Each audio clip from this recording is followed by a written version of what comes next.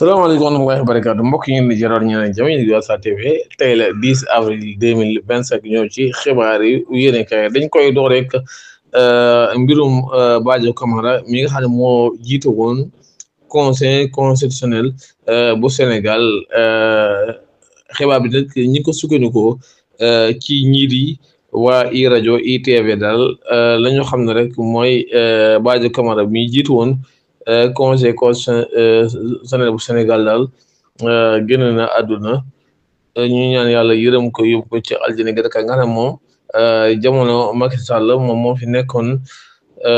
doon dogal ci li jëm ci affaire yi mandat yaakaar naa ne ñëpp xam nañu ko bi Macky Sall bëggee taxaw wax ne day yóbbu mandat bi ba décembre Badio Camara mi bokkoon na ci ñi taxoon opposé loolu na du fi amee ba 2 avril daal ki nga xam ne mooy njiit réew bu Sénégal la moom dañ ko mën a fal moom nag moo génne àdduna moom Badio Camara bi ñu ñaan yàlla yërëm ko yóbbu ko ci àjjana. waaw dañuy ñëw ci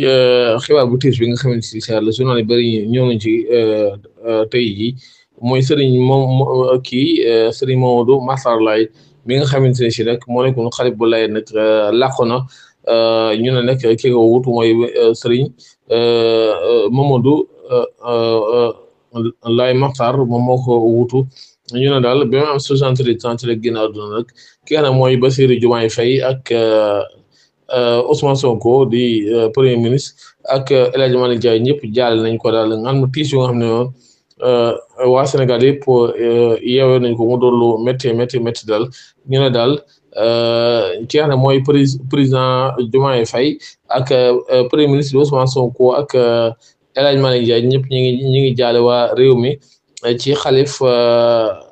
Serigne Mamadou Makhtar Laye bi wàccu liggéey. ñu jeexal kooku wàllum tàggat yaram xam ngeen ne Barcelone démb doon na football ak ñii di waa Borussia Dortmund Barcelone nag dafa humilier ñi nga xamante ne si nag ñooy waa Dortmund 4-0 la waa Barcelone gagné ñii di waa Dortmund Paris Saint-Germain nag 3-1 la dóor ñii di Aston Villa mbokk yi ñu ngi leen jaajëfal ci Wassare TV di leen